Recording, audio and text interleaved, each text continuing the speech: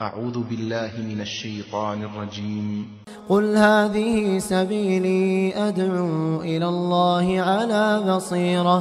على بصيرة أنا ومن اتبعني وسبحان الله وما أنا من المشركين. شهر رمضان الذي أنزل فيه القرآن هدى للناس وبينات من الهدى والفرقان، فمن شهد منكم الشهر فليصمه، ومن كان مريضا أو على سفر فعدة من أيام أخر، يريد الله بكم اليسر ولا يريد بكم العسر، ولتكملوا العدة ولتكبروا الله على ما هداكم ولعلكم تشكرون. السلام عليكم ورحمة الله وبركاته. بسم الله الرحمن الرحيم. الحمد لله رب العالمين، والصلاة والسلام على أشرف الأنبياء والمرسلين وعلى من تبعهم بإحسان إلى يوم الدين. محترم حاضرین، قرآن مجید کے واقعات سننے سنانے کی یہ 27ویں مجلس ہے رمضان المبارک کے مہینے میں۔ گزشتہ گزشتہ کل کے درس میں حضرت سلیمان علیہ السلام اور داؤد علیہ السلام ان دونوں کے سلسلے میں کچھ باتیں معلوم کی۔ آج کے درس میں آپ کے سامنے انشاءاللہ ایک اور نبی اللہ رب العالمین کے حضرت ایوب علیہ السلام کے بارے میں، پھر ان کے بعد حضرت یونس علیہ السلام کی زندگی کے سلسلے میں کچھ باتیں آپ کے سامنے رکھنے کی کوشش کروں گا انشاءاللہ۔ حضرت ایوب علیہ السلام ایک نبی تھے۔ ان کا قصہ، ان کی زندگی کے بارے میں اللہ رب العالمین نے قرآن مجید کی کئی صورتوں میں آیات نازل کی ہیں، سورہ انعام، سورہ صاد اور اسی طرح سے سورہ انبیاء۔ حضرت ایوب علیہ السلام ایک نبی تھے۔ اللہ رب العالمین نے ان کی زندگی میں کچھ آزمائشیں دی تھی۔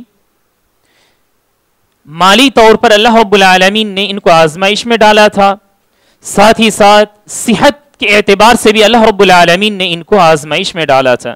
اللہ تعالیٰ نے سورہ صاد کے اندر فرمایا، وَاذْكُرْ عَبْدَنَا ایوب، میرے بندے ایوب کو یاد کرو، اِذْ نَادَى رَبَّهُ أَنِّي مَسَّنِيَ الشَّيْطَانُ بِنُصْبٍ وَعَذَابٍ۔ اِذْ نَادَى رَبَّهُ، ایوب علیہ السلام کو تکلیف پہنچی تھی تو انہوں نے اللہ رب العالمین سے دعا کی۔ وہ کیسی تکلیف تھے میں آپ کے سامنے مختصر انداز میں وہ پیش کرتا ہوں۔ ایوب علیہ السلام کو اللہ رب العالمین نے بہت مال سے نوازا تھا، کھیتی باڑی، جانور، اولاد، اسی طرح سے بیوی بچے۔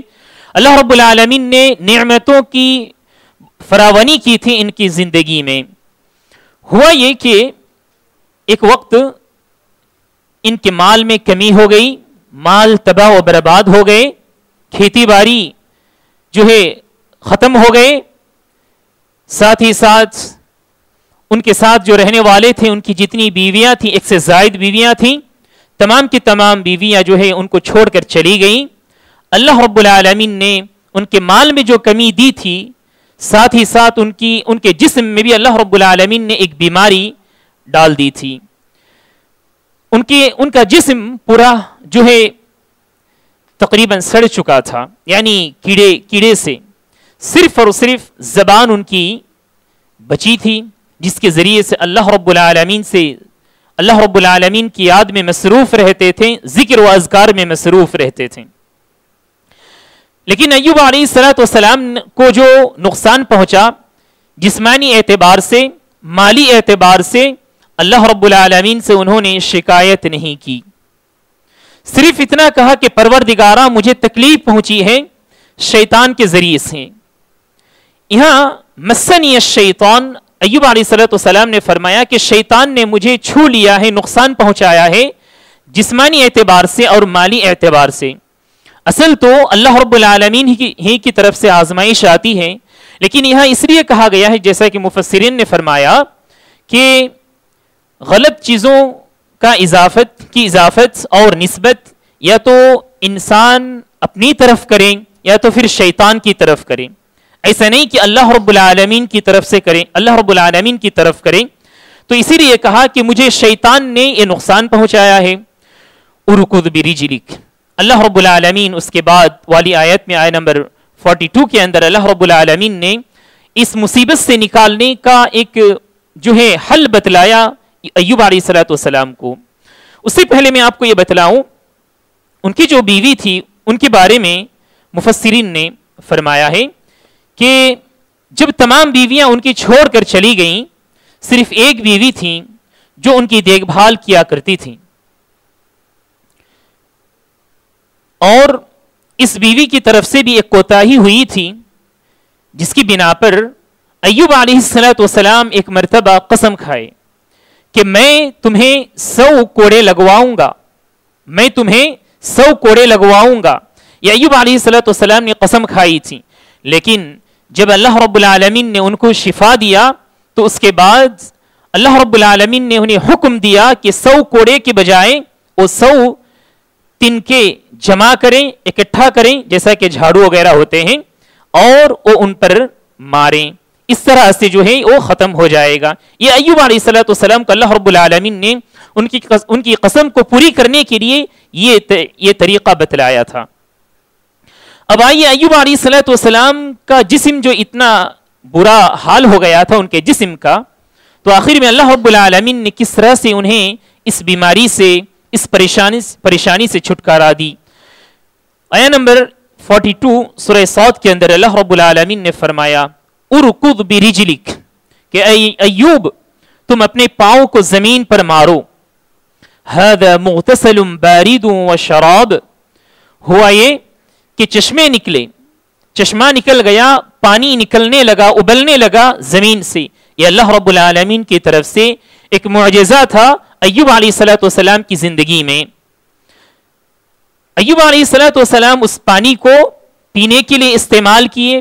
پینے سے ہوا کہ اندرونی جو بیماریاں تھی وہ ختم ہو گئی، اور یہ بھی کہا گیا کہ جسم میں وہ پانی کو استعمال کری، یعنی جسم کو بھی دھو لیں، اور بیرونی جو بیماریاں ہیں، ظاہری جو بیماریاں ہیں، نقصانات ہیں، وہ بھی ختم ہو جائیں گے. تو اس طرح سے اللہ رب العالمین نے ان کو جو بیماری تھی اس سے چھٹکارا دی، اس سے بچایا. وَوَهَبْنَا لَهُ أَهْلَهُ وَمِثْلَهُمْ مَعَهُمْ رَحْمَةً مِنَّا وَذِكْرَى لِأُولِي الْأَلْبَابِ. اللہ تعالیٰ نے فرمایا کہ میں نے جو انہیں نقصان پہنچایا تھا مالی اعتبار سے، اللہ رب العالمین انہیں جب شفا دی، ساتھ ہی ساتھ اللہ تعالیٰ نے مزید دولت انہیں عطا کی. جو دولت انہیں اللہ رب العالمین نے پہلے دی تھی اس سے زیادہ دولت اللہ رب العالمین نے بعد میں دی. ساتھ ہی ساتھ ان کو بیویاں بھی دی، بچے بھی دیے اللہ رب العالمین نے. یہ نتیجہ ہوا صبر کا. ایوب علیہ السلام صبر کیے تھے، انہوں نے کبھی شکایت نہیں کی تھی. مفسرین نے فرمایا اس سے ایک فائدہ، ایک سبق ہمارے لیے کہ ایوب علیہ السلام کی زندگی سے مومنوں کو یہ سبق ملتا ہے کہ جب کہ کوئی بیماری لاحق ہو جائے، بس اوقات ایسا ہم معاشرے میں دیکھتے ہیں، بہت سارے بھائیوں کے پاس بھی ہم یہ دیکھتے ہیں. اللہ رب العالمین ہمیں بڑی بیماریوں سے بچائے، آمین. ہم سب کو صحت و عافیت کے ساتھ رکھے، آمین. تو جب بیماری لاحق ہوتی ہے، کبھی کبھار ایسا ہوتا ہے کہ بندہ بالکل صبر سے ہاتھ دھو لیتا ہے، صبر نہیں کر پاتا ہے، اللہ رب العالمین سے شکوہ شکایت کرنے لگتا ہے. کیا میں ہی تھا اس بیماری کے لیے، کوئی اور نہیں تھا؟ نعوذ باللہ اس طرح کی باتیں کہنے لگتا ہے خود، یا تو پھر گھر والے بھی اس طرح کی باتیں کہنے لگتے ہیں، جبکہ یہ بات بالکل غلط ہے. ایوب علیہ السلام شکوہ شکایت نہیں کیے، بلکہ ایوب علیہ السلام اللہ رب العالمین سے دعا مانگتے تھے کہ پروردگارا تو مجھے اس سے چھٹکارا دے دے. تو دعا مانگنا صبر کے لیے منافی نہیں ہے، دعا مانگنا صبر کے لیے منافی نہیں ہے کہ یہ آدمی صبر نہیں کر رہا ہے. دعا مانگنا چاہیے جب آدمی کوئی مصیبت میں لاحق ہوتا ہے، مصیبت میں پڑتا ہے تو وہ دعا مانگے، جیسا کہ ایوب علیہ السلام دعا مانگ رہے تھے. اور جب آدمی مصیبت میں ہوتا ہے، جسمانی اعتبار سے کوئی نقصان اسے پہنچتا ہے، تو اللہ رب العالمین اسے ہر پل نیکی دیتا ہے. آپ جانتے ہیں وہ حدیث پیارے نبی صلی اللہ علیہ وسلم نے فرمایا ہے کہ جب بندے کے جسم میں ایک کانٹا بھی چھپتا ہے، اللہ رب العالمین اس کے بدلے اجر دیتا ہے. اللہ رب العالمین اس کے بدلے میں اجر دیتا ہے. تو ہمیں کبھی بھی صبر کو نہیں چھوڑنا چاہیے. اگر ہم صبر کریں گے، اللہ رب العالمین نے قرآن مجید کے اندر فرمایا ہے ان اللہ مع الصابرین، کہ اللہ رب العالمین کی مدد شامل حال ہوتی ہے صبر کرنے والوں کے لیے. تو صبر ہمیں کرنا چاہیے. اس کے بعد میں نے جو کہا کہ ایوب علیہ السلام ایک جو قسم کھائی تھی کہ اپنی بیوی کو جو ہے 100 کوڑے مارے، وہ کس یعنی برائی کے لیے، کس غلطی کے لیے، اس کی وضاحت صحیح سند کے ساتھ جو ہے موجود نہیں ہے. اسی لیے کسی وجہ سے ایوب علیہ السلام نے ان کو مارنے کے لیے قسم کھائی تھی، لیکن جب وہ شفایاب ہوئے تو اللہ رب العالمین نے فرمایا خذ بیدک ضغثا فاضرب به ولا تحنث، اور تم قسم نہ کھاؤ اس کے بعد، انا وجدناہ صابرا، ہم نے انہیں صبر کرنے والے پائے، نعم العبد انہ اواب، کیا ہی بہترین بندہ تھا جو اللہ رب العالمین کی طرف رجوع کرنے والا تھا. اللہ رب العالمین نے ان کی تعریف کی. یہاں ایک مسئلہ مفسرین نے یہ فرمایا ہے کہ ایوب علیہ السلام نے 100 کوڑے مارنے کی قسم کھائی تھی، لیکن انہوں نے 100 تنکے لیے اور اس کو پورا کر دیا اللہ رب العالمین کے حکم سے. علماء اکرام کہتے ہیں کہ اس سے ہمیں یہ بات معلوم ہوتی ہے جیسا کہ بدکاری کرنے سے رجم کا حکم ہے شادی شدہ انسان کے لیے، لیکن اگر غیر شادی شدہ انسان ہو تو اسے کوڑا برسانا ہے. جی ہاں، لیکن اگر کوئی آدمی اس کا جسم ایسا ہے کہ اسے اگر 1-2 کوڑے بھی برسائے جائے اس کے جسم میں تو ایسا لگے گا کہ وہ مر جائے گا، تو ایسی صورت میں مستثنی صورت ہے، تو جو حاکم وقت ہوتا ہے وہ کچھ اور فیصلہ لے سکتا ہے. اس کی دلیل کیا ہے؟ پیارے نبی صلی اللہ علیہ وسلم کے زمانے میں ایک آدمی ایسا ہی کوئی برائی کیا تھا. ابن ماجہ وغیرہ کے اندر یہ حدیث موجود ہے، مسند احمد کے اندر بھی یہ حدیث موجود ہے کہ ایک آدمی جو ہے بہت ہی کمزور تھا، بہت ہی دبلا پتلا آدمی تھا، لیکن اس آدمی نے برائی کی، زنا میں مبتلا ہو گیا تھا. تو اس آدمی کو اب شریعت کے مطابق، قرآن کے قانون کے مطابق اس کو کوڑا مارنا ہے، لیکن ایسا دیکھا گیا کہ بالکل دبلا پتلا آدمی ہے، اگر اس کے اوپر 2-4 کوڑے بھی برسائے جائیں تو خدشہ تھا، ڈر تھا کہ وہ آدمی جو ہے جان سے ہاتھ دھو لے، مر جائے. تو پیارے نبی صلی اللہ علیہ وسلم نے اس وقت تنکوں والی جھاڑو اس کے اوپر مارنے کی اجازت دی تھی. تو یہ مستثنی صورت ہے. تو یہ ایوب علیہ السلام کی زندگی تھی. اللہ رب العالمین نے صبر کرنے کے بعد انہیں پھر دوبارہ وہ نئی زندگی انہیں عطا کی. اللہ رب العالمین جو ہے رحم و کرم کرنے والے ہیں. اس کے بعد آئیے حضرات، میں آپ کے سامنے ایک دوسرے نبی حضرت یونس علیہ السلام کے بارے میں کچھ باتیں بتلاؤں. یونس علیہ السلام کی زندگی کے بارے میں بھی اللہ رب العالمین نے قرآن مجید کی مختلف صورتوں میں فرمایا ہے. سورہ صافات کے اندر، سورہ یونس کے اندر خود ایک صورت اللہ رب العالمین نے ان کے نام سے نازل کی ہے، سورہ یونس. سورہ انبیاء کے اندر بھی اللہ رب العالمین نے ان کے بارے میں فرمائی ہے. میں آپ کے سامنے مختصر انداز میں ایک جا کر کے پیش کرنے کی کوشش کروں گا انشاءاللہ. یونس علیہ السلام ایک نبی تھے جن کو اللہ رب العالمین نے لوگوں کو ہدایت کی طرف بلانے کے لیے بھیجا تھا. ہوا یہ یونس علیہ السلام جس قوم کی طرف بھیجے گئے تھے وہ قوم سرکشی کرنے لگی. یونس علیہ السلام کی بات کو نہیں مانی. یونس علیہ السلام کو غصہ آیا اور اللہ رب العالمین کی طرف سے عذاب آنے کا انہیں خدشہ ہوا کہ اب عذاب آ جائے گا. یونس علیہ السلام نے کیا کیا؟ اللہ رب العالمین کی اجازت آنے سے پہلے کہ تم اس بستی سے نکل جاؤ، یہ اجازت آنے سے پہلے یونس علیہ السلام اس بستی سے نکلنے لگے، بلکہ نکل گئے. لیکن ہم نے اس سے پہلے بھی معلوم کیا لوط علیہ السلام، جی ہاں ہود علیہ السلام، ان لوگوں کے بارے میں کہ جب اللہ رب العالمین نے عذاب آنے کا وقت بتلا دیا تو اس سے پہلے حکم دیا کہ تم نکل جاؤ مومنوں کو ساتھ لے کر. یہ اللہ رب العالمین کی طرف سے اجازت ہوتی ہے، لیکن یونس علیہ السلام کے پاس یہ حکم آنے سے پہلے وہ نکل گئے اس بستی سے۔ اب ہوا یہ کہ عذاب آنے لگا، جب عذاب آنے لگا تو لوگ استغفار کرنے لگے، معافی مانگنے لگے، ایمان لا لیے۔ اب اللہ رب العالمین لوگوں کے ایمان کو قبول کر لیے اور عذاب کو ہٹا دیا۔ لیکن اللہ رب العالمین کا جو قانون ہوتا ہے، جب عذاب آ جائے اس وقت کوئی استغفار، کوئی توبہ قبول نہیں کیا جاتا، لیکن صرف اور صرف اللہ رب العالمین نے یونس علیہ السلام کی قوم پر یہ رحم کیا تھا کہ جب وہ استغفار کیے، ایمان لائے، الا قوم یونس، کہ یونس علیہ السلام کی قوم کے علاوہ، جی ہاں، فکشفنا عنہم العذاب، کہ ان سے ہم نے عذاب کو دور کر دیا۔ تو یونس علیہ السلام کی قوم سے جب اللہ رب العالمین نے دیکھا کہ ایمان لا رہے ہیں، تب عذاب کو دور کر دیا۔ اب یہ لوگوں کے بارے میں یہ بات تھی۔ اب یونس علیہ السلام کو لوگ تلاش کر رہے تھے، کہاں گئے؟ یونس علیہ السلام اس بستی کو چھوڑ کر کہیں اور جا رہے تھے، جانے کے لیے سمندر سامنے تھا، کشتی ملی انہیں، لوگ سفر کر رہے تھے اس شپ میں، لوگوں کے ساتھ ساتھ یونس علیہ السلام بھی جو ہے اس پر سوار ہو گئے، اس پر چڑھ گئے۔ جب سفر شروع ہو گیا تو یہ کشتی ڈگمگانے لگی، ہلنے لگی، جی ہاں۔ اب لوگ جو ہے پریشان ہو گئے کہ کیا بات ہے۔ اب لوگوں نے دیکھا، کسی نے کہا کہ کوئی ایسا ہوگا ہم میں سے جو اپنے مالک کی اجازت کے بغیر آ گیا ہوگا، تو ایسا ہو رہا ہے، کسی نے کہا۔ اب اس چیز کو معلوم کرنے کے لیے ان لوگوں نے کیا کیا کہ ہمیں یہ چاہیے کہ ہم میں سے کسی کو نکال کر پھینکنا چاہیے سمندر میں۔ تو انہوں نے یہ کہا کہ ہم ایسے کیسے کر سکتے ہیں؟ تو انہوں نے قرآن اندازی کی۔ قرآن اندازی یعنی چٹھی ڈالی سب کے ناموں کو لکھ کر۔ تو ہوا یہ کہ یونس علیہ السلام کا نام نکل رہا تھا۔ اب یونس علیہ السلام کو اندازہ ہوا کہ واقعی ان کے ساتھ ایسا ہی ہوا ہے، اللہ رب العالمین کی اجازت کے بغیر، اللہ رب العالمین کا حکم آنے سے پہلے وہ بستی کو چھوڑ کر نکل گئے تھے۔